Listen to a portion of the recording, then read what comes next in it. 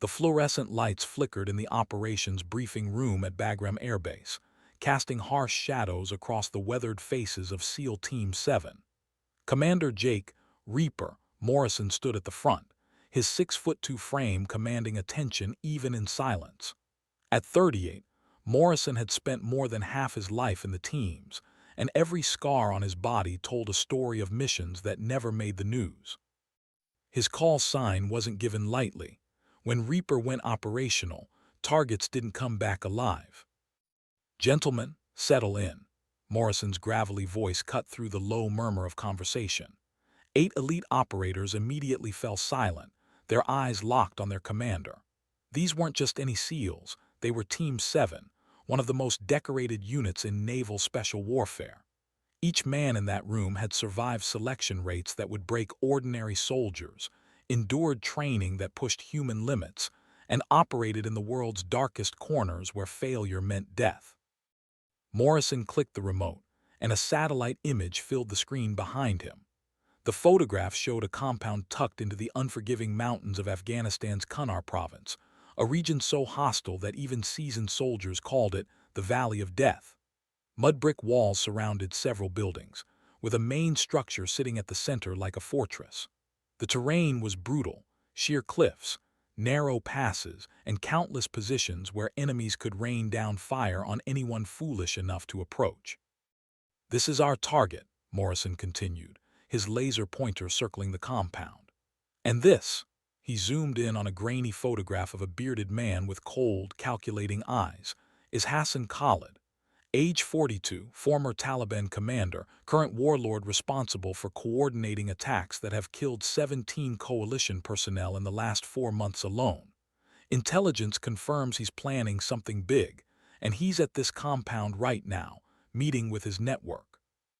Lieutenant Commander Sarah Hayes, the team's second-in-command and a tactical genius in her own right, leaned forward. "Time frame, sir."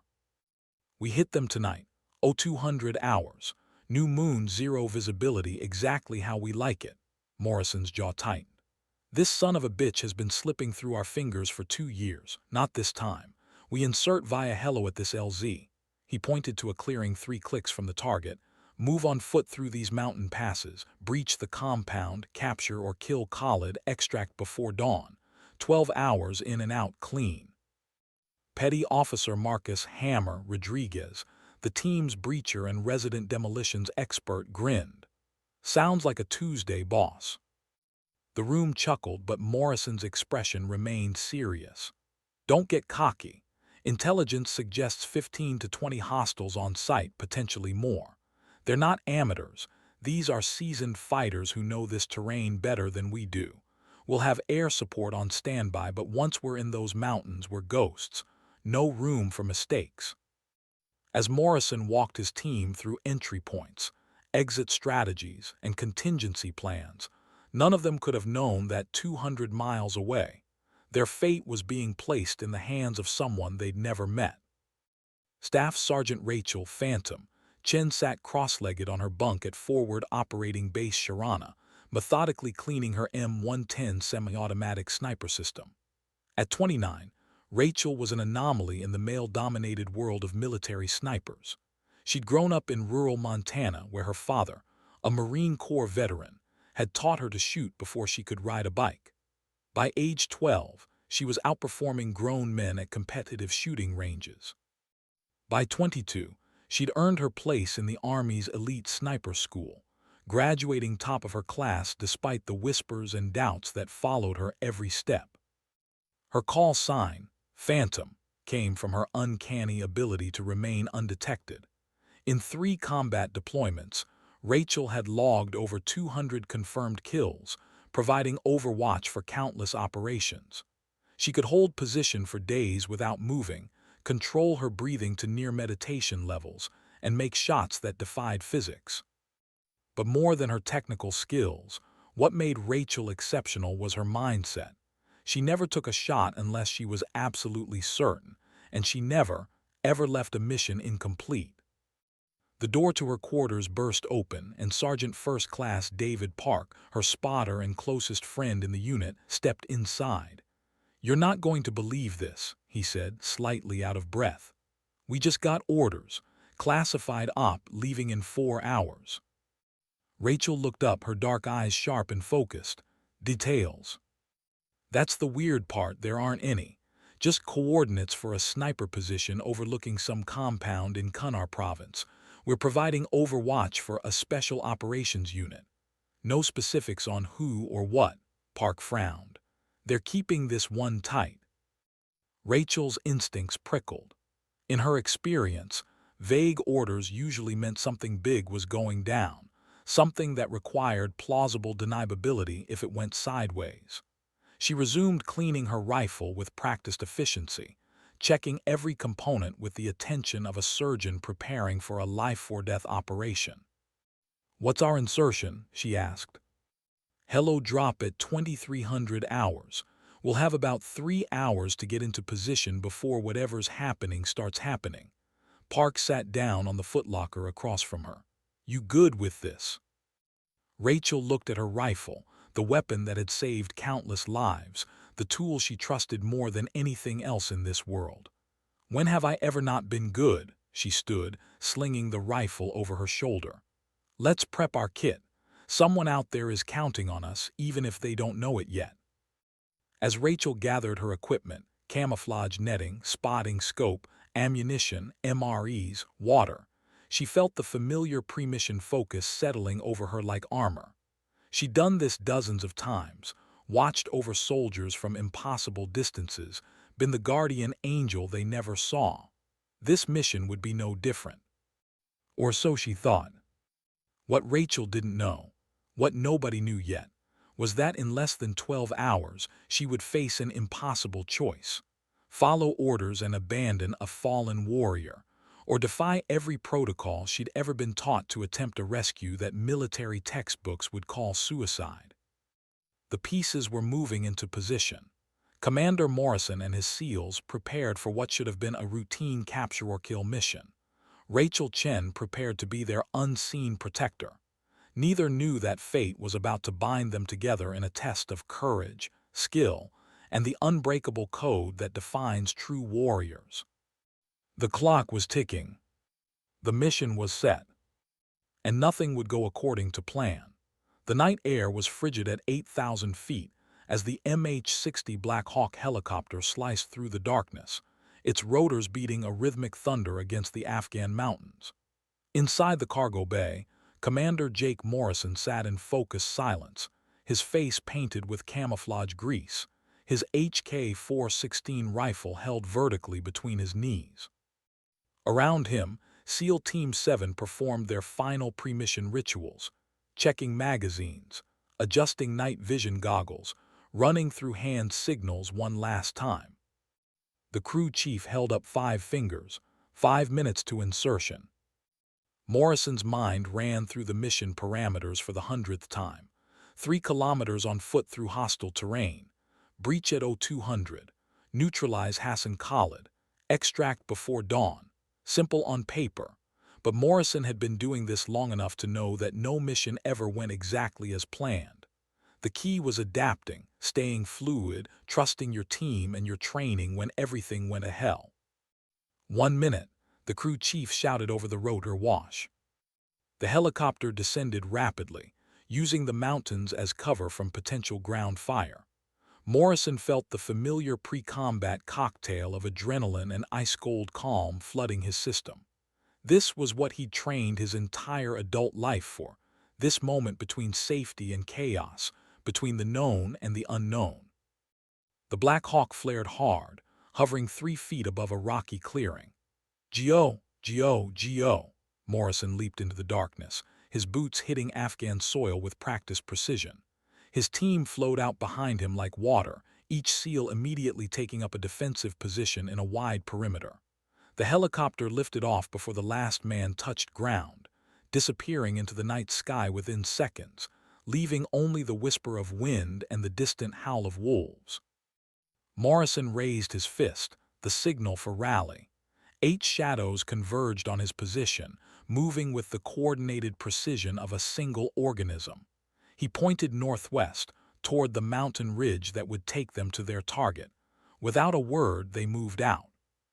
200 miles away, Rachel Chen had been in position for 40 minutes, and she'd become part of the landscape. Her hide site was a masterpiece of field craft, tucked into a rocky outcropping on a ridge that overlooked the target compound at 823 yards. She'd used natural vegetation and camouflage netting to create a position that was virtually invisible. Even in daylight, someone could walk within 10 feet and never see her. At night, she was a ghost. Through her ANPVS-27 night vision scope, Rachel studied every detail of the compound below. She'd already counted the guards, 16 visible hostiles, rotating in pairs every hour. She'd mapped their patrol routes, identified their reaction patterns, noted which ones were alert and which ones were lazy. The main building showed heat signatures of multiple occupants, likely including the high-value target, though she still didn't know who that was. "Phantom, this is Overwatch 6, her radio crackled softly in her earpiece. "Friendlies inbound to your sector, ETA 12 minutes.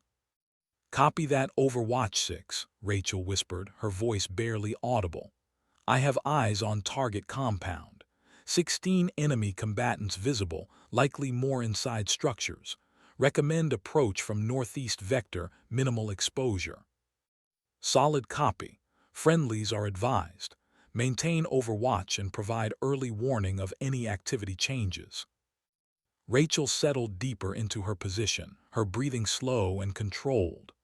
Beside her, Sergeant Park operated the spotting scope, providing secondary surveillance and calculating environmental factors. Wind speed, humidity, barometric pressure, all the variables that could affect a long-distance shot. "Winds picking up," Park murmured. 2.3 miles per hour from the east, gusting to 4. Rachel made mental adjustments.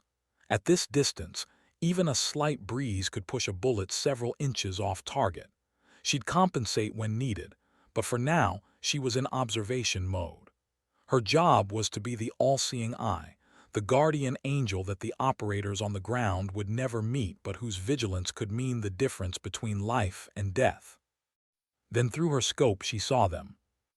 8 figures materialized from the mountain shadows like wraiths, moving in tactical formation with the kind of fluid precision that marked elite special operations forces. SEALs, Rachel thought immediately, recognizing their movement patterns and equipment silhouettes. She'd provided Overwatch for SEAL teams before. They moved differently than Rangers or Delta, with a particular confidence born from some of the most brutal training on Earth.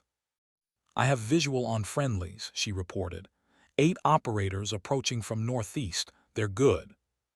She watched the lead figure, taller than the others, moving with an authority that marked him as the team leader, guide his unit through terrain that would break regular infantry.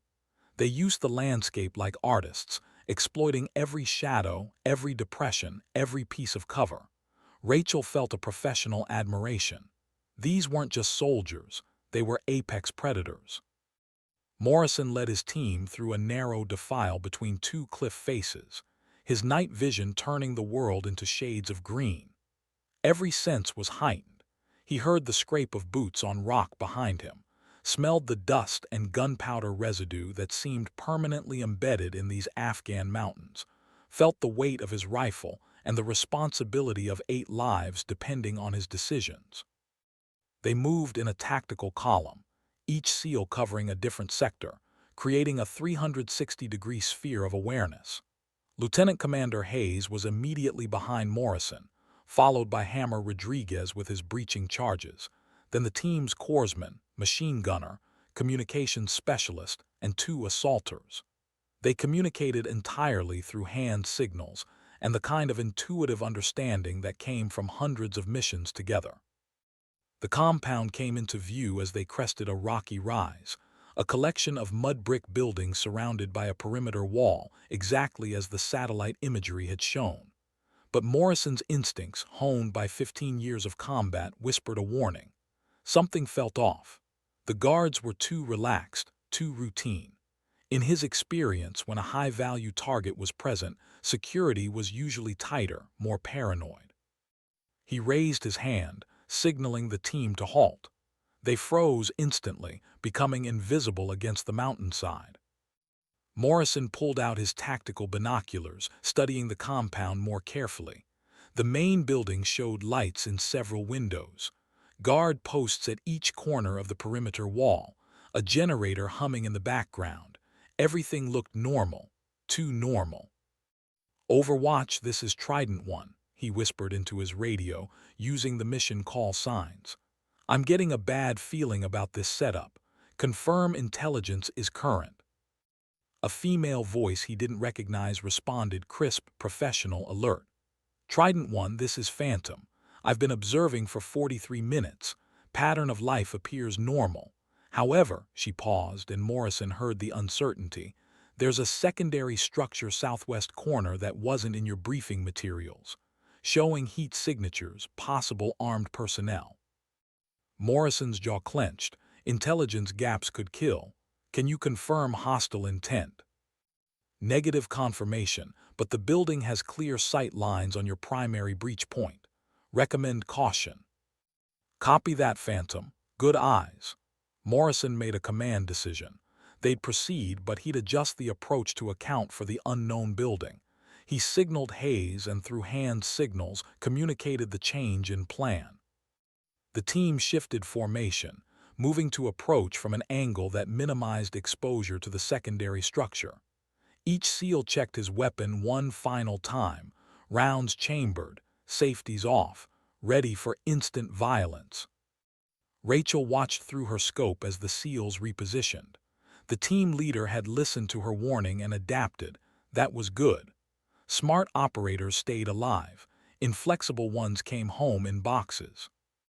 But as the team stacked up outside the compound's main entrance, preparing to breach, Rachel's instincts screamed a warning she couldn't articulate. She'd done enough of these operations to develop a sixth sense for when something was wrong, and every fiber of her being was telling her that this mission was about to go sideways. She adjusted her scope's focus, sweeping across the compound one more time. Guard positions normal, no unusual movement. The target building quiet except for... Wait! Rachel's breath caught.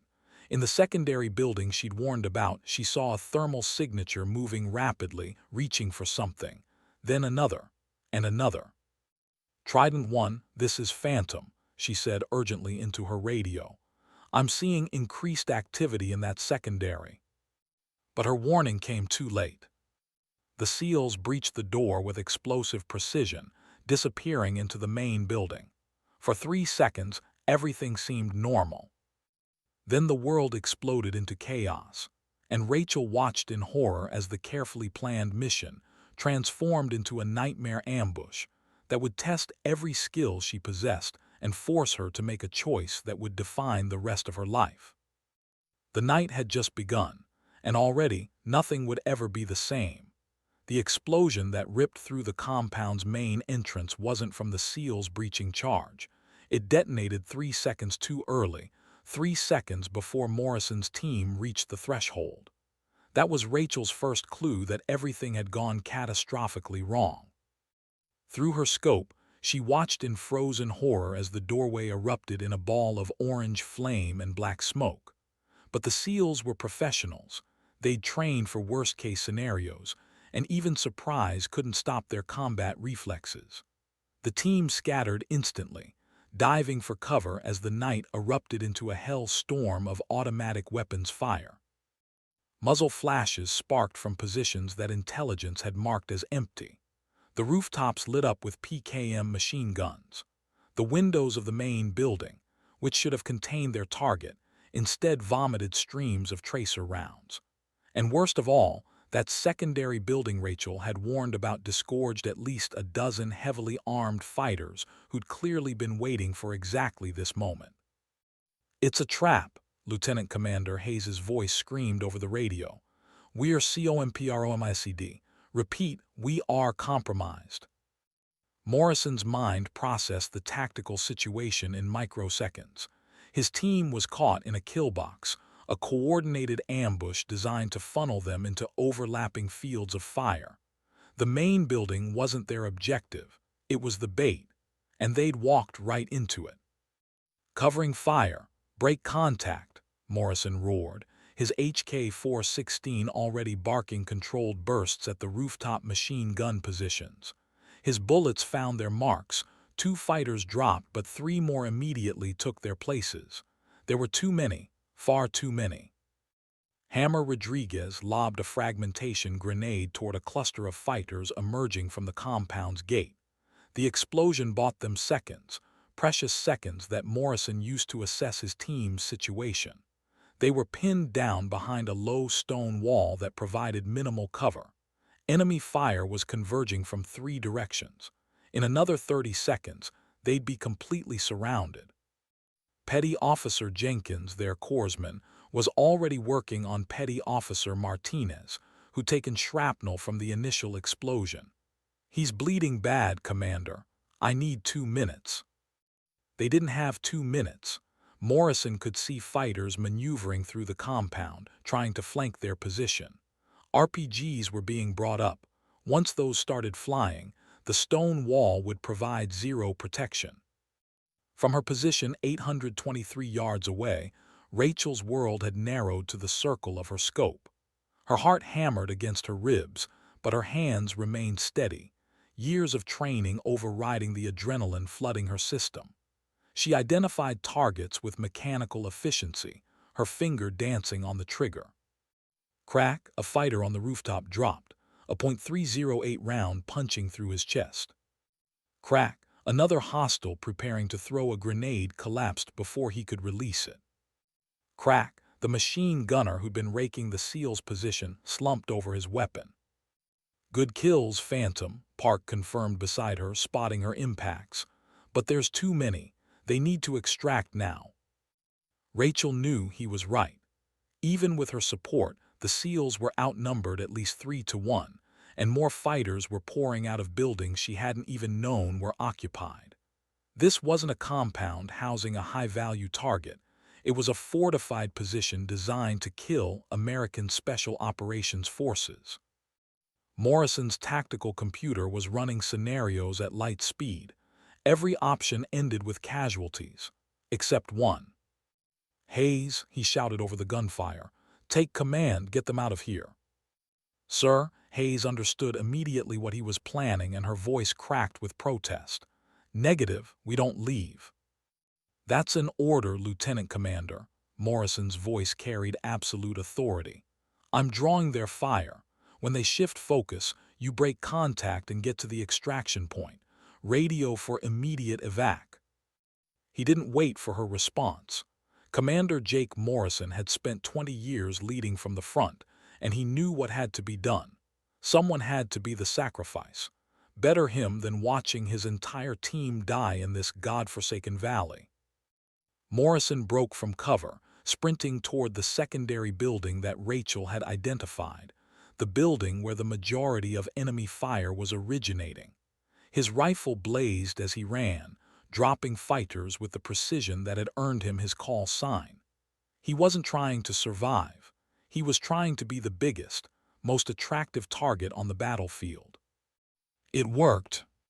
Every hostile weapon swiveled toward the lone SEAL charging their position with suicidal courage. Bullets kicked up dust around Morrison's boots. An RPG shrieked past his head, missing by inches. But he kept running, kept firing, kept being the lightning rod that would save his team. "Covering?" Hammer screamed, understanding the play. The team laid down suppressing fire, giving Morrison's insane charge every bit of support they could. Morrison reached the secondary building and kicked in the door, disappearing into the darkened interior. Through the doorway, he saw the truth. This wasn't a meeting site. It was a staging area. Weapons lined the walls. Maps covered with attack plans. This whole compound was a trap specifically designed to lure in American forces. Then something massive hit him from the side, a fighter built like a bear tackling him to the ground. Morrison's rifle skittered away. Hands grabbed him. Too many hands. He fought like a cornered animal, his fists and elbows breaking bones, but they kept coming. A rifle butt cracked against his skull, and his vision exploded into stars.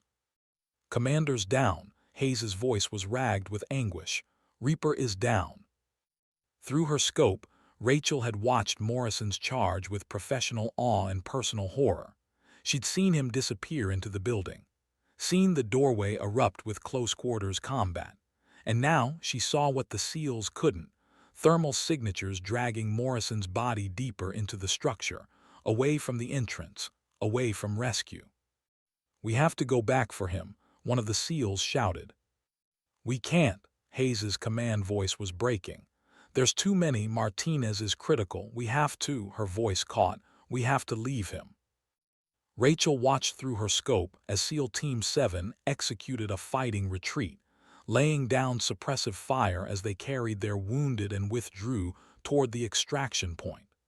Every backward step was agony for them. She could see it in their movements, in the way they kept looking back toward the compound where their commander had fallen. "He's gone," Hayes whispered over the radio, and Rachel heard the soul-crushing weight of those words. "We can't find him. Reaper is gone." But Rachel's scope was still locked on the compound. Her thermal imaging showed Morrison's heat signature, faint, but present, being dragged through underground tunnels beneath the main structure. She tracked 4 hostiles, moving him through passages that didn't appear on any intelligence map. "Phantom, you are ordered to withdraw," Overwatch Command's voice crackled in her earpiece. "Abort Overwatch and move to secondary extraction point." Rachel's crosshairs followed Morrison's thermal signature as it disappeared deeper into the tunnel system.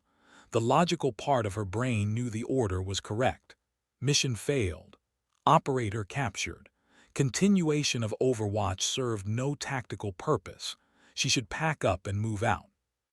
But Rachel had never been good at leaving missions incomplete.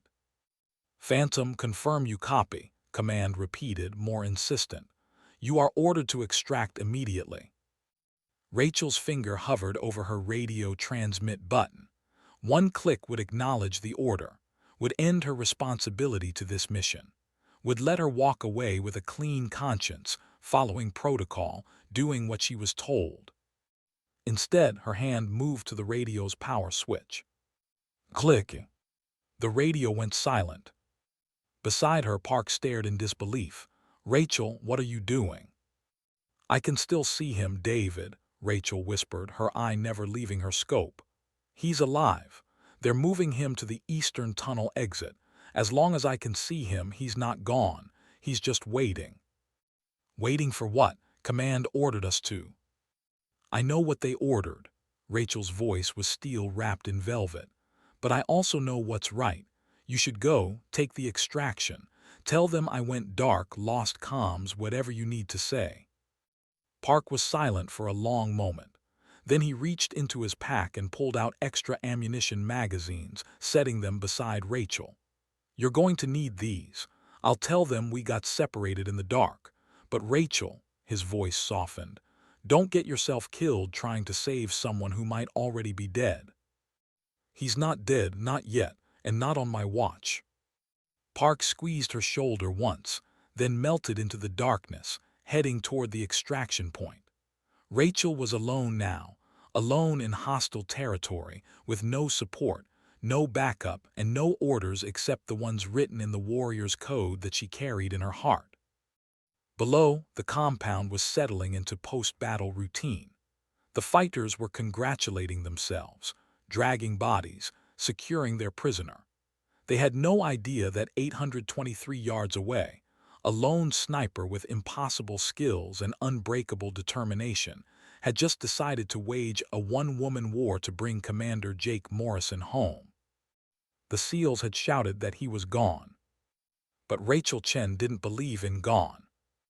Not while she could still see him through her scope. Not while breath remained in her body. The real mission was just beginning. The sound of extraction helicopters faded into the distance, carrying SEAL Team 7 away from the nightmare ambush. Rachel listened until even the echo of rotor blades disappeared into the Afghan night, leaving only the wind howling through the mountain passes and the distant voices of enemy fighters celebrating their victory below. She was alone now, completely, utterly alone. Most snipers would have felt fear in this moment, isolated in hostile territory, no backup, no support, no clear mission. But Rachel felt something else entirely: absolute clarity. Her world had narrowed to a single purpose, a single objective that burned in her mind with crystalline focus. Commander Jake Morrison was alive, and she was going to bring him home. Through her thermal scope, she tracked the heat signatures moving through the underground tunnel system. 4 fighters were dragging Morrison's body, still warm, still radiating life, through passages that clearly predated the compound above. These weren't hastily dug fighting positions. These were ancient smuggling routes, probably centuries old, repurposed by modern warriors who understood that Afghanistan's true power lay in its secrets, its hidden spaces that no satellite could map and no drone could see. Rachel pulled out her tactical notepad and began sketching a map based on what she could observe. The tunnel system had at least 3 exits she could identify from thermal blooms and air circulation patterns. Morrison was being moved to the eastern exit, a cave mouth hidden behind a rocky outcrop about 400 yards from the main compound. Smart. They were dispersing their prize, making him harder to find, harder to rescue. She checked her watch. 03:47 hours. The ambush had lasted 17 minutes from first contact to SEAL extraction. Morrison had been in enemy hands for 12 minutes. Every second that ticked by reduced his chances of survival, reduced the possibility of a successful rescue operation. But Rachel also knew that military bureaucracy moved slowly, even in crisis. It would take hours for SEAL Team 7 to debrief, for command to assess the situation, for a rescue mission to be planned and authorized. By the time the official response launched, Morrison would be long gone, moved to a secondary location, or worse, executed for propaganda. She had one advantage that no official rescue mission would have. She was already here, already in position, and the enemy had no idea she existed. Through her scope, Rachel watched Morrison's captors emerge from the eastern tunnel exit. They dragged him into a small stone building that looked like an abandoned shepherd's hut.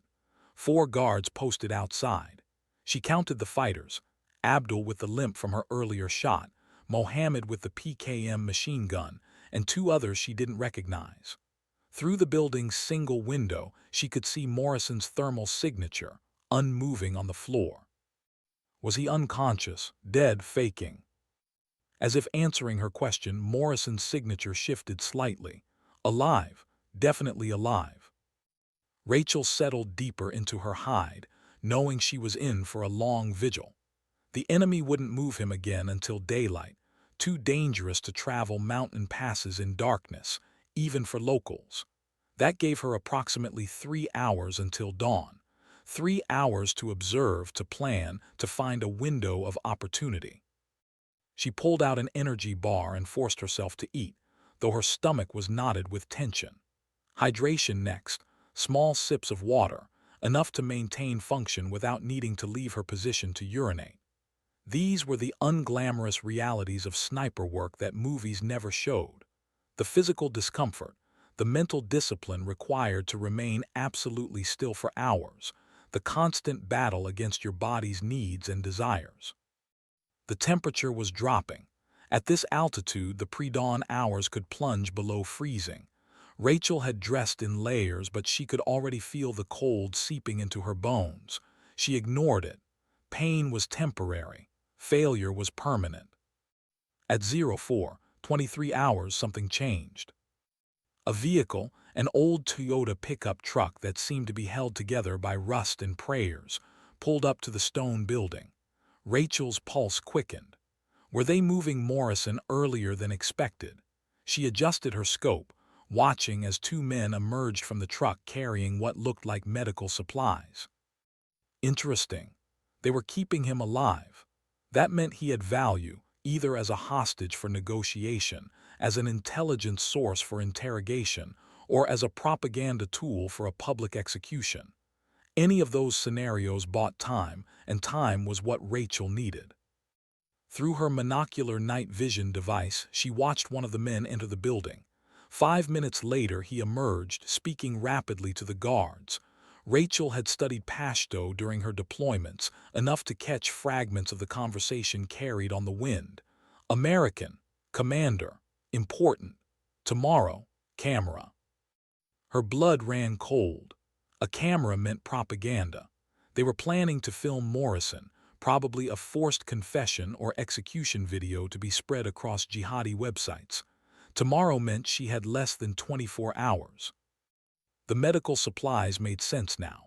They were keeping Morrison alive and presentable for the camera. Wounded and defiant looked heroic. Dead was useless for propaganda purposes. They needed him conscious, coherent, and recognizable as a high-value American prisoner. Rachel's mind shifted into mission planning mode. A direct assault was suicide, one sniper against at least 20 fighters, possibly more. Stealth extraction was equally impossible. She couldn't get close enough without being detected, and even if she could, Morrison was likely bound and possibly injured. He couldn't just walk out. That left one option: create an opportunity. She studied the guard rotation patterns with obsessive attention to detail. Every hour, 2 guards would walk the perimeter of the stone building while 2 remained at the entrance. At 05, 15, 06, 15, and 07, 15, the pattern repeated with mechanical precision. These weren't highly trained special forces. They were militia fighters following a simple rotation schedule. Patterns created vulnerabilities. Routine created opportunity. Rachel began calculating scenarios. The stone building had 1 entrance, 1 window. The guards carried AK-47s but seemed relaxed. They didn't expect trouble. Why would they? They just defeated an American SEAL team.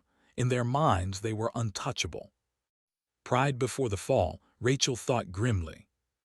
At 06, 42 hours, the first light of dawn began painting the eastern sky with streaks of purple and gold. Rachel had been in position for over 7 hours without moving, without shifting, barely breathing.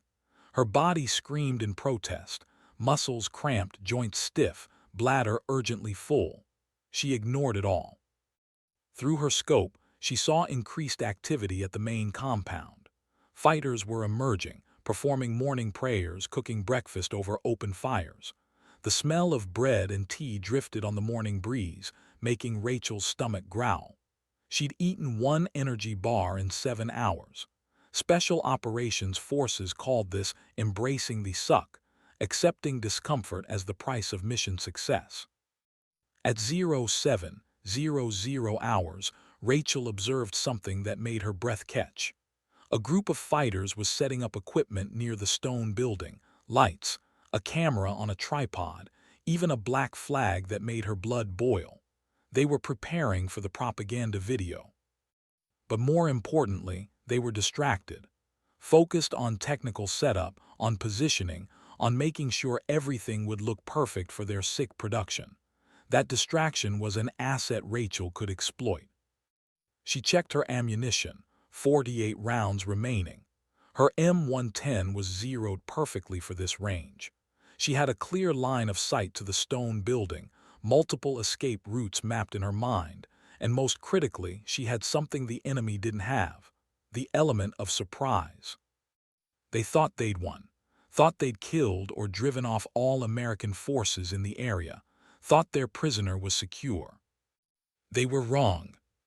At 08:34 hours, Rachel intercepted radio chatter on her scanner. The fighters were discussing the schedule. They'd film the propaganda video at midday when the light was best. Then they'd move Morrison to a secondary location in the mountains, somewhere even more remote, somewhere rescue would be impossible. Midday, that was her deadline. Rachel's jaw set with determination. She had approximately 3.5 hours to execute an impossible rescue with no support, no backup, and no margin for error. The odds were overwhelming. The risks were suicidal. Any rational military planner would call this mission impossible. But Rachel Chen hadn't stayed behind to be rational. She'd stayed because a warrior was in trouble, and warriors didn't abandon each other. She'd stayed because somewhere in that stone building was a man who charged into enemy fire to save his team, and that kind of courage deserved the same in return. She'd stayed because she could still see him through her scope. And as long as she could see him, Commander Jake Morrison wasn't gone. He was just waiting for someone crazy enough, skilled enough, and stubborn enough to bring him home.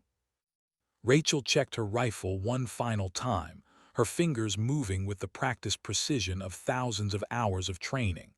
The sun climbed higher. The enemy prepared their sick theater, and one lone sniper prepared to wage a one-woman war against impossible odds. The countdown had begun. 16 hours. Rachel had been in position for 16 brutal, unrelenting hours, and her body was beyond exhaustion. It had entered a state of numb acceptance where pain became background noise and discomfort simply ceased to register. Her legs had lost feeling around hour 12. Her lower back screamed with compressed nerves. Her right eye, pressed against the scope for so long, felt like someone had driven a spike through her orbital socket. She'd urinated twice without moving from her position, letting the warmth spread uncomfortably through her tactical pants before the cold mountain air turned it frigid against her skin. She'd consumed 3 energy bars and finished her water supply 4 hours ago. Her lips were cracked and bleeding. Her fingers trembled slightly from dehydration and muscle fatigue. But her eye remained steady on that scope. Her mind remained sharp, focused, absolutely locked on the mission. The sun had risen fully now, burning off the last of the night's darkness and revealing the brutal beauty of the Afghan mountains in stark detail. But with sunrise came a new problem: fog. Thick banks of morning mist rolled through the valleys, reducing visibility to less than 200 yards in places. It was the kind of fog that grounded helicopters and made precision shooting nearly impossible. Nearly impossible, not completely impossible. Rachel had studied meteorological patterns during her sniper training. Morning fog in mountain valleys typically burned off as temperatures rose, but that process could take anywhere from 30 minutes to 3 hours depending on humidity and wind conditions. She checked her portable weather station. Humidity at 78%, temperature rising slowly, wind inconsistent, gusting between 3 and 5 miles per hour from the northeast. Bad, very bad for long-range precision shooting. At 09:47 hours, her patience was rewarded with intelligence that changed everything. 2 fighters emerged from the stone building, speaking loudly enough that their voices carried on the wind. Rachel's Pashto was functional enough to catch the critical details. The American commander is strong. Even with broken ribs and concussion, he refuses to speak. Hassan wants him moved by midday. The camera crew will arrive at 11:30. We film, then transport to the mountain camp before the Americans can organize rescue. Broken ribs, concussion, but alive and defiant. Rachel felt a fierce pride for a man she'd never met. Morrison was living up to his reputation, tough as nails, refusing to break even under torture. But the timeline was accelerating. 11:30 for filming, then immediate transport. That gave her less than 2 hours. Rachel's tactical mind began running scenarios with computer-like precision. The stone building sat 897 yards from her current position. She'd ranged it 17 times overnight to account for temperature changes affecting her laser rangefinder. In perfect conditions, that was a challenging but achievable shot. In dense fog with gusting winds and potential civilian presence, it was borderline impossible. She pulled out her ballistics calculator and began running numbers. At 897 yards, her .308 Winchester round would drop approximately 282 inches from point of aim. The fog would obscure her view and potentially affect the bullet's trajectory through moisture-laden air.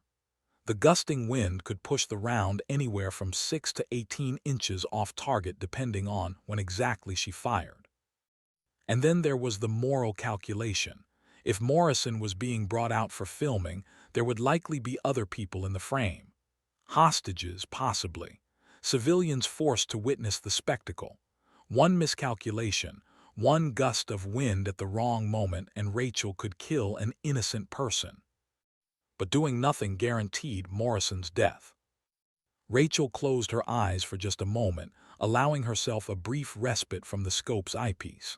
She thought about her father, the Marine who'd taught her to shoot, who drilled into her the fundamental truth that guided every sniper. Don't take the shot unless you're absolutely certain. But when certainty comes, don't hesitate. Was she certain? Could anyone be certain in these conditions? At 11:14 hours, activity exploded around the stone building. The camera crew arrived, 3 men with professional equipment, a generator, lights, and that damned black flag. Rachel watched them set up with sick fascination. They were treating this like a legitimate film production, complete with lighting tests and audio checks. Then she saw them bring out the extras, 4 local villagers, 2 elderly men and 2 women, forced at gunpoint to stand in the background. Hostages to witness the propaganda, to make it look like the community supported the militants' actions. Rachel's jaw clenched. Civilians in the kill zone meant she'd have to be even more precise. Any stray round could hit an innocent person. At 11:28 hours, the fog began to lift slightly. Not gone, but thinning. Visibility improved to maybe 600 yards in places. It would have to be enough. Rachel checked her rifle one final time. Bolt operation smooth. Scope clear. Trigger pull exactly where she wanted it at 3.5 pounds. She loaded a fresh magazine, 10 rounds of Federal gold medal match ammunition, the same load she'd used to qualify at 1,000 yards. Her hands were steady now. The exhaustion, the pain, the doubt, all of it vanished as she entered what snipers called the zone. That state of hyperfocus where the world narrowed to crosshairs and breathing, where time seemed to slow, where instinct and training merged into something beyond conscious thought. At 11:31 hours, the door to the stone building opened. 4 fighters emerged first, weapons ready, scanning for threats they'd never see. Then came Morrison. Rachel's breath caught. Even through the thinning fog, even at 897 yards, she could see the damage they'd done to him. His face was swollen and bruised, his tactical uniform torn and bloodied. His hands were bound behind his back. He moved with the stiffness of broken ribs, but his head was up, his shoulders back. They hadn't broken him. The fighters forced Morrison to his knees in front of the camera. The 4 civilian hostages were positioned 10 feet behind him, terrified and helpless. The lead militant, the one Rachel had mentally tagged as Abdul, stood to Morrison's right, holding a pistol to the commander's head. This was the shot, the only shot she'd get. Rachel began her pre-shot ritual with mechanical precision. She checked wind flags, pieces of cloth tied to fence posts that showed wind direction. Currently 3 miles per hour from the northeast, but gusting. She'd have to time the shot between gusts. Elevation. 897 yards required 28.2 MOA adjustment from her 100-yard zero. Windage. At current wind speed, she needed 1.4 MOA left correction. But those were baseline calculations. She had to account for temperature, now 62 degrees Fahrenheit, affecting powder burn rate. Humidity still high, adding density to the air. Barometric pressure slightly lower at this altitude. And most critically, she had to identify the threats in order of priority. Abdul with the pistol to Morrison's head, priority 1. The machine gunner on Morrison's left, priority 2. The fighter with the AK-47 directly behind Morrison, priority 3. The 4th guard at the perimeter, priority 4. 4 targets, 4 seconds, maybe less if they reacted quickly. Rachel controlled her breathing, in for 4 counts, hold for 4, out for 4. Her heart rate, which had been elevated for 16 hours, began to slow. 60 beats per minute, 55, 50. Through her scope, she saw the lead militant begin speaking to the camera. propaganda rhetoric about American imperialism, about holy war, about the inevitable defeat of the Crusaders. Morrison stared directly ahead, his jaw set, refusing to give them the satisfaction of seeing fear. Rachel's crosshairs settled on Abdul's chest, center mass, the largest target area. At this range, a headshot was possible but risky. Chest shots had a better margin for error. The wind died for a moment. The fog thinned another degree. Morrison shifted slightly, and in that movement, Rachel saw him do something extraordinary. He glanced up, directly toward the ridge where she was hidden. He couldn't possibly see her. The distance was too great, her camouflage too perfect. But somehow Commander Jake Morrison knew. Whether it was instinct, training, or hope, he knew someone was out there watching. Someone hadn't abandoned him. And in that moment of shared understanding across 897 yards of hostile territory, Rachel felt the certainty her father had taught her to recognize. This was the shot. Her finger moved to the trigger. Her breathing stopped at the natural respiratory pause. Her mind calculated final corrections. The wind was steady now, 3 miles per hour. The fog had lifted just enough. The targets were stationary. Through her scope, she saw Abdul raise his pistol higher, pressing it against Morrison's temple. The propaganda speech was reaching its climax. In seconds, he'd pull the trigger for the camera. Rachel's world contracted to the simple geometry of crosshairs, target, and bullet trajectory. Everything she'd trained for, every shot she'd ever taken, every hour spent in the dirt and cold and rain, it all led to this moment. "God guide this bullet," she whispered, her voice barely audible even to herself. Her finger caressed the trigger with the gentle pressure of a lover's touch. And the mountain morning erupted with the crack of precision fire that would either save a warrior's life or condemn them both. The impossible shot had been taken.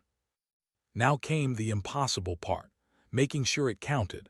The first shot broke the morning silence like thunder splitting stone. Crack! Abdul's head snapped back before the sound even registered with the others.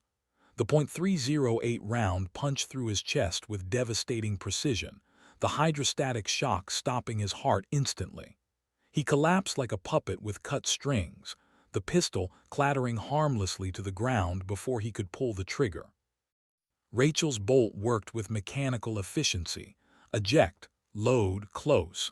A motion so practiced it happened in less than a second. Her crosshairs were already tracking priority two. Crack! The machine gunner never saw it coming.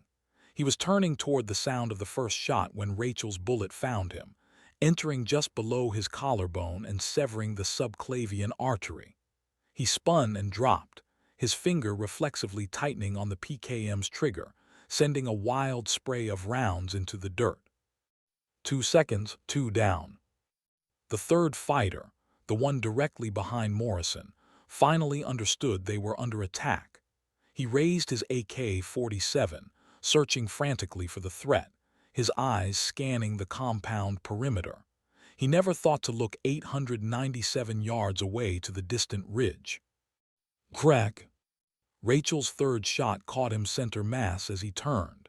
He staggered backward, crashed into the camera equipment and lay still. 3 seconds, 3 down. The fourth guard was smarter. He dove for cover behind a stone wall, but Rachel had anticipated the move. She'd watched these men for 16 hours, knew their patterns, their reactions, their instincts. She'd already calculated where he'd take cover. Crack! The bullet found him through the gap in the stone wall, hitting him in the shoulder and spinning him around. Not a kill shot, but enough to take him out of the fight. 4 seconds, 4 shots, 4 threats neutralized. Commander Jake Morrison's mind processed the impossible reality in the time it took for Abdul's body to hit the ground. Professional sniper fire, long range, precision accuracy that defied the fog and wind. Someone was providing overwatch. Someone hadn't abandoned him. His SEAL training kicked in instantly. While the remaining fighters were still frozen in shock, Morrison exploded into action. Despite his broken ribs screaming in protest, despite his concussed brain swimming with dizziness, he rolled toward Abdul's fallen body and the pistol lying beside it. His hands were zip-tied behind his back, but Morrison had practiced escape and evasion techniques until they were muscle memory. He hooked his boot under the pistol grip, flipped it toward his bound hands, and grabbed it in an awkward reverse grip. The camp erupted into chaos. Fighters poured out of buildings, screaming in confusion and rage. They knew they were under attack but couldn't identify the shooter's position. Some fired randomly into the fog. Others ran for cover. The 4 civilian hostages scattered, running for their lives. Morrison fired blind behind his back, 3 shots that missed their targets but added to the confusion. He needed to get his hands free. He spotted a piece of exposed rebar jutting from a crumbling wall and ran for it, ignoring the agony in his ribs. Rachel's scope tracked new threats emerging from the compound buildings. Too many. Far too many for her to engage all of them. But she could buy Morrison time, precious seconds that might mean the difference between life and death. Crack, a fighter running toward Morrison dropped. Crack, another fell clutching his leg. Crack, a third dove for cover as Rachel's round sparked off stone inches from his head. Her bolt worked like a sewing machine, smooth and relentless. Eject, load, acquire, fire, the rhythm of precision violence. But even as she provided suppressive fire, Rachel knew Morrison couldn't survive alone. He needed extraction, and the official channels had abandoned him. The cavalry wasn't coming. Then her backup radio, the one she'd thought was dead, crackled to life with a voice that changed everything. "Phantom, this is Trident 7 Actual." Lieutenant Commander Sarah Hayes's voice was tight with barely controlled emotion. "If you're still out there, if you can hear this, you are cleared to engage. Bring our commander home." Rachel's heart surged. Hayes had somehow commandeered communications, was making an unauthorized call that could end her career. But more importantly, she was giving Rachel official sanction, or as close to official as this nightmare would get. "Trident 7 Actual, this is Phantom," Rachel transmitted, her eye never leaving her scope. "I have eyes on your commander. He's mobile and fighting. I'm providing covering fire, but he needs immediate extraction. Heavy resistance. How copy?" "Solid copy, Phantom." Rachel could hear rotor blades spinning up in the background. "We're inbound. ETA 12 minutes. Keep him alive until we get there." 12 minutes, an eternity in combat. Morrison sought his zip ties against the rebar with desperate urgency. The plastic cut into his wrists, drawing blood, but he ignored the pain. Around him, the compound had transformed into a war zone. Bullets zipped through the air. Fighters shouted orders in Pashto. The acrid smell of gunpowder and blood filled his nostrils. The zip tie snapped. Morrison brought his hands forward, grabbed the pistol properly, and immediately felt more human. A SEAL without a weapon was still dangerous. A SEAL with a weapon was lethal. He spotted an AK-47 lying beside one of the fighters Rachel had dropped. He sprinted for it, diving and rolling as bullets chewed the ground where he'd been standing. His ribs screamed, but adrenaline was a hell of a painkiller. AK-47 in hand, Morrison found cover behind an overturned cart. He took a breath, assessed his tactical situation with the clarity of 15 years' experience. He was outnumbered at least 15-1, wounded, deep in hostile territory, no clear extraction route. But he wasn't alone. Somewhere out there, an angel with a rifle was watching over him. Morrison keyed the radio he'd taken from Abdul's body. "Unknown friendly, this is Trident 1. I don't know who you are, but your timing is impeccable. What's your position?" Rachel's voice came through clear and professional despite the chaos. "Trident 1, this is Phantom. Sniper Overwatch, Ridge Northwest, 900 yards. Your team is inbound, ETA 11 minutes. We need to move you to a defensible position for extraction. Phantom, Morrison recognized the call sign from the mission brief, the sniper who'd warned about the secondary building, the one who'd stayed behind when everyone else pulled out.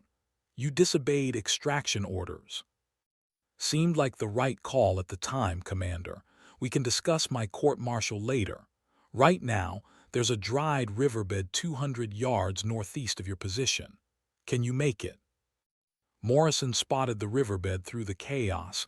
Decent cover, good sight lines, defendable. I can make it.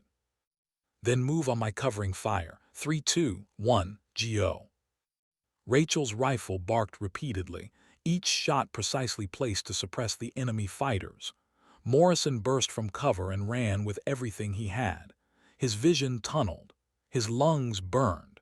His broken ribs felt like knives stabbing into his chest with every breath.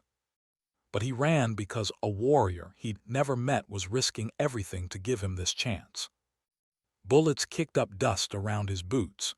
An RPG shrieked overhead, exploding harmlessly in the distance. Morrison dove into the riverbed, rolling behind the natural cover of the earthen bank. Phantom, I'm in position, he gasped into the radio. Copy that, stay low, I'm moving to you. Negative, you're safer in your hide site. With respect, Commander, you're not in a position to give me orders. I'm already moving. See you in 2 minutes. Morrison couldn't help but grin despite the pain and chaos. Whoever this phantom was, she had the kind of stubborn courage that made great warriors. The sound of rotor blades grew louder in the distance. SEAL Team 7 was coming. But first, Morrison had to survive long enough to see them arrive. And somewhere on that ridge, a lone sniper was abandoning her perfect hide site, grabbing her rifle, and running headlong towards certain danger to link up with a commander she'd never met but refused to abandon. 2 warriors, 1 impossible mission. The clock was ticking, but neither of them was done fighting. Not even close. Rachel Chen moved down the ridge like a ghost despite carrying 40 pounds of equipment and a body that had been motionless for 16 hours. Every muscle screamed in protest as blood flow returned to cramped limbs, but she ignored it. She'd spent her entire adult life training for moments like this, when comfort became irrelevant and mission became everything. Her sniper rifle was slung across her back now, her sidearm, a Sig Sauer P320, drawn and ready. The landscape blurred past as she navigated the treacherous terrain with practiced efficiency, using rocks and sparse vegetation for cover. Behind her, she could hear shouting as enemy fighters discovered her abandoned hide site. They'd found her position, but she was already 200 yards away and moving fast. The dried riverbed appeared through the thinning fog. Rachel slid down the embankment with controlled urgency, landing in a crouch beside the most dangerous-looking man she'd ever seen.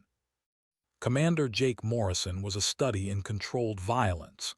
Even battered and bloodied, even with broken ribs and a concussion, he radiated the kind of lethal competence that marked apex predators. His eyes, sharp despite the beating he'd endured, assessed Rachel in a fraction of a second. Staff Sergeant Chen, sniper overwatch, Rachel said between gasps for air, falling into the tactical language that transcended formal introductions. Morrison's bruised face split into a grim smile. You're a sight for sore eyes, Sergeant, though I was expecting the cavalry, not a one-woman army. The cavalry's coming. We just need to stay alive for, Rachel checked her watch, 8 more minutes. 8 minutes, an eternity when you're outnumbered and surrounded.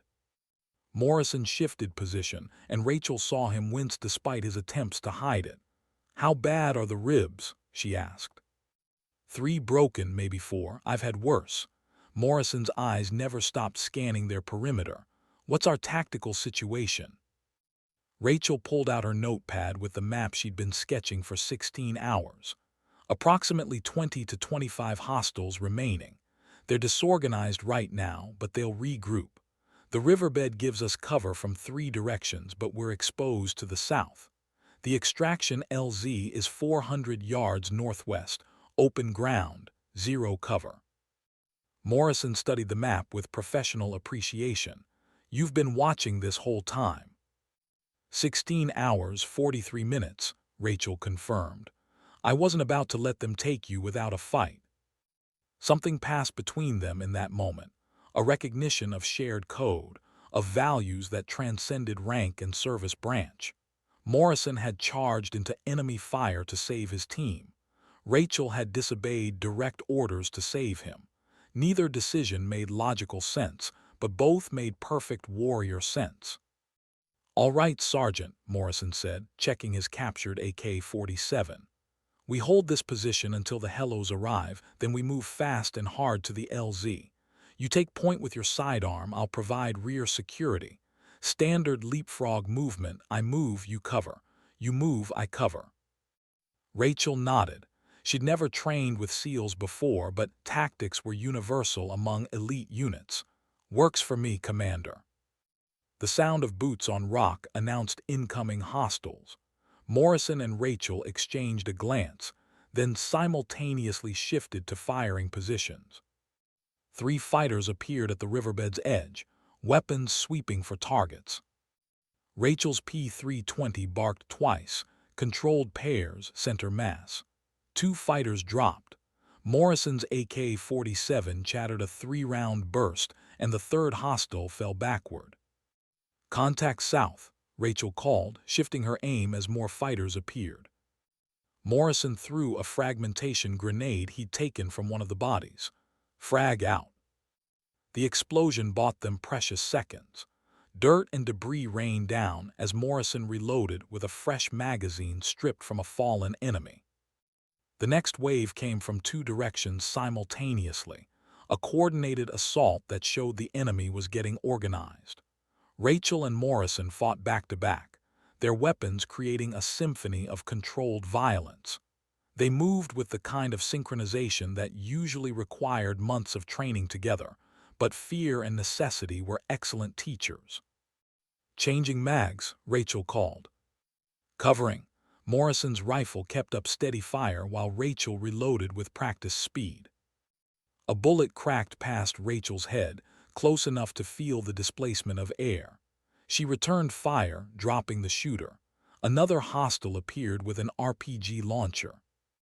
RPG, Morrison shouted. They both dove as the rocket-propelled grenade shrieked overhead, exploding against the riverbed wall 20 yards behind them.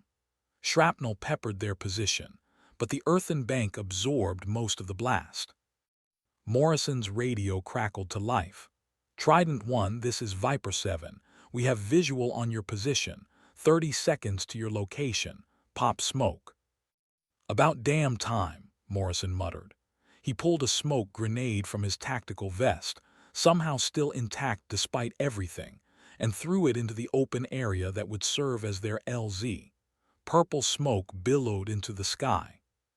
The sound of rotor blades became deafening as 2 MH-60M Black Hawks screamed over the ridge, their door gunners already engaging targets with devastating M134 minigun fire.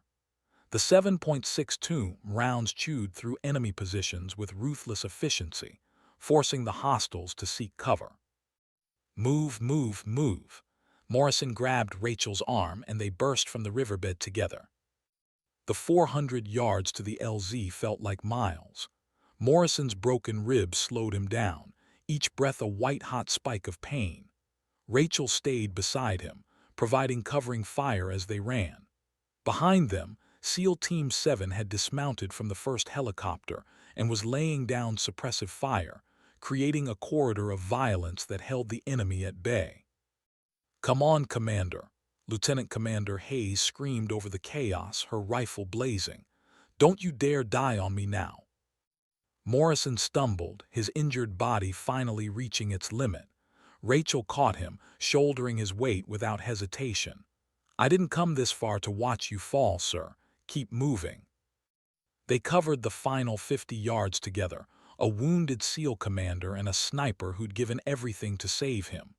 Bullets snapped through the air around them. Explosions rocked the ground. but they kept moving forward.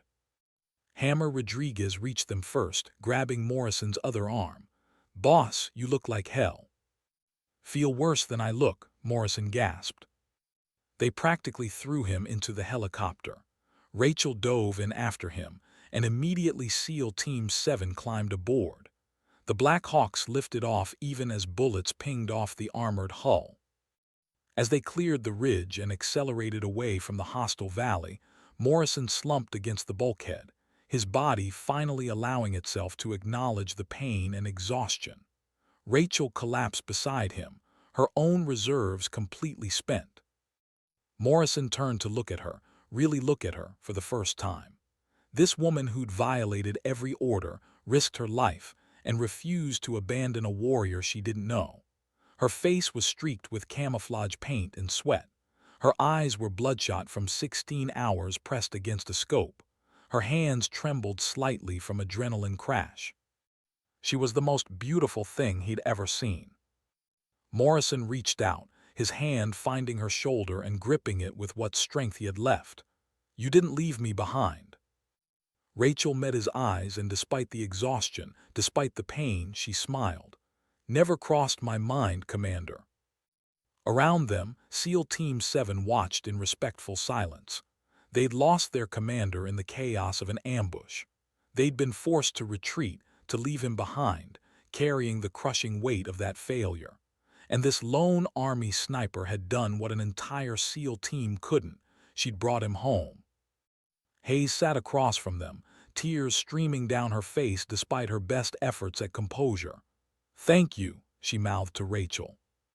Rachel nodded once, then closed her eyes as the helicopter carried them toward safety. The impossible mission was complete. The warrior had been saved, and two souls had been forever bound by the kind of sacrifice that transcends words, transcends ranks, transcends everything except the warrior's code that says, "We leave no one behind." Not today, not ever. The mountains of Afghanistan fell away below them, but the bond forged in those 16 hours would last a lifetime. Part 8. Unbreakable. Extended 1,000 words.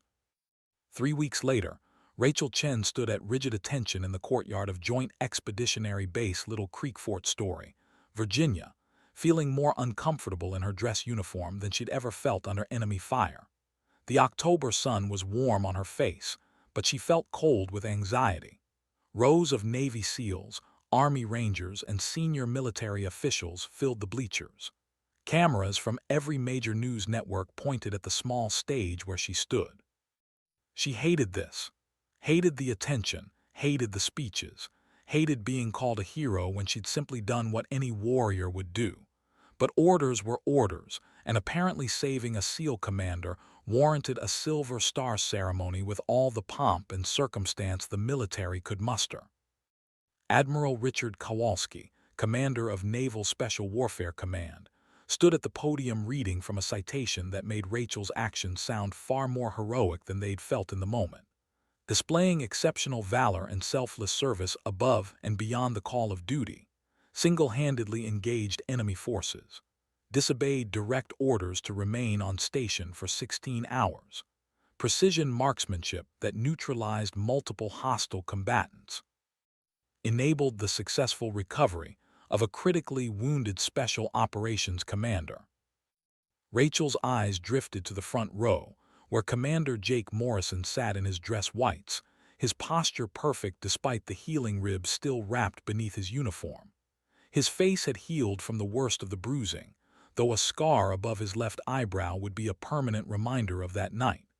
Their eyes met, and Morrison gave her the smallest nod, a gesture that said more than any citation ever could. Behind Morrison sat SEAL Team 7 in their dress uniforms, 8 warriors who'd been forced to leave their commander behind and had carried that burden for 3 weeks until Rachel's actions had lifted it. Lieutenant Commander Sarah Hayes sat beside Morrison, her eyes bright with emotion she refused to let fall. Staff Sergeant Rachel Chen, Admiral Kowalski's voice brought Rachel back to the present. For conspicuous gallantry and intrepidity at the risk of your life above and beyond the call of duty, the President of the United States has authorized me to present you with the Silver Star." Commander Morrison rose and walked to the stage with measured steps. He'd insisted on being the one to pin the medal, had fought through channels to make it happen, and looking at him now, Rachel understood why. This wasn't just about protocol, it was personal. Morrison stood before her, the silver star gleaming in his hands. His voice was quiet enough that only she could hear. "The citation doesn't mention that you went 16 hours without food or water, that you disabled your radio and violated direct orders, that you calculated an impossible shot through fog and wind that would have made most snipers refuse to fire, that you ran down a mountain into enemy fire when you could have stayed safe." He pinned the medal on her chest with careful precision. "But I remember every second of it, Sergeant, and I'll remember it for the rest of my life." Rachel's throat tightened. "Just doing my job, sir." Morrison stepped back and saluted. Rachel returned it crisply. The crowd erupted in applause, but neither of them moved. They held that salute, not just as military protocol demanded, but as warriors acknowledging warriors. Later, away from the cameras and crowds, Rachel found herself in Morrison's office at the SEAL Team 7 compound. The space was Spartan, tactical maps on the walls, commendations in simple frames, a photo of his team on the desk. Morrison poured coffee from a pot that looked like it had been brewing since the Korean War. "Milk, sugar?" he asked. "Black is fine, sir." "We're off duty, Rachel. Call me Jake." He handed her the mug and settled into the chair across from her. For a moment, they sat in comfortable silence, two people who'd shared something profound but didn't quite know how to articulate it. "Can I ask you something?" Morrison finally said. Rachel nodded. "When command ordered you to extract, when every tactical consideration said to abandon the mission," Morrison leaned forward, his eyes intense, "what made you stay?" Rachel considered the question, sipping her terrible coffee while searching for words adequate to the truth. "I've been a sniper for 7 years. I've watched over hundreds of operations, protected countless soldiers, and the one thing I learned is that my scope doesn't just magnify distance, it creates connection. When I look through that scope, those aren't just targets or objectives or mission parameters. They're people." She set down her mug, meeting Morrison's gaze directly. "That night, I watched you charge into enemy fire to save your team. I saw you sacrifice yourself so they could escape. And then I saw them dragging you away, and I thought about what it would mean to just leave, to pack up my rifle and disappear while you were still breathing, still fighting." Rachel's voice grew quiet but firm. "Through my scope, I could see you. And as long as I could see you, you weren't gone. You weren't a lost cause or a mission failure or a statistic. You were a warrior who deserved someone to fight for him the way he'd fought for his team." Morrison was silent for a long moment. When he spoke, his voice was thick with emotion. "Hayes told me they wanted to organize a rescue mission. Full team, air support, the works. Would have taken 12 hours to plan and execute." "You'd have been dead or moved by then," Rachel said. "Exactly." Morrison stood and walked to the window overlooking the training grounds where his team was running drills. "In our world, we talk a lot about the warrior ethos, about never leaving a fallen comrade. But sometimes those words are just words, easy to say in a classroom, harder to live by when it costs everything." He turned back to Rachel. "You lived those words. You proved that they're not just military propaganda or recruiting slogans. They're a code. And you honored that code when it would have been safer, easier, and more logical to walk away."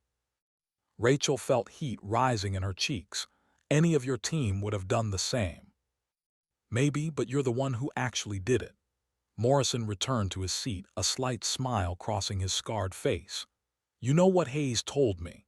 She said that when they extracted without me, every man on that helo was making the same calculation, trying to figure out how to go back, how to mount a rescue, how to fix the unfixable. They were warriors willing to die to save me." But you were the one who stayed when everyone else left, he continued. You were the one who turned willingness into action, and that's the difference between good intentions and heroism. Rachel shifted uncomfortably. I'm not a hero, Jake, I'm just stubborn. Morrison laughed, a genuine, full-bodied laugh that seemed to surprise even him. Stubborn. Yeah, I'll buy that. Stubborn enough to lie in dirt for 16 hours. Stubborn enough to take an impossible shot. Stubborn enough to run into a firefight to save a man you'd never met. He raised his coffee mug in a toast. Here's to stubborn. May it always triumph over sensible. Rachel clinked her mug against his, smiling despite herself. As the afternoon sun stretched shadows across Morrison's office, they talked like old friends rather than near strangers, about sniper philosophy and SEAL training, about the weight of command and the loneliness of the trigger, about the families they protected and the sacrifices they'd made. Finally, as Rachel stood to leave, Morrison walked her to the door. You know SEAL Team 7 runs training exercises with Army sniper units twice a year. I'm personally requesting you for the next one.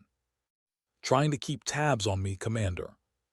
Trying to keep the guardian angel who saved my life close enough to thank properly, Morrison replied.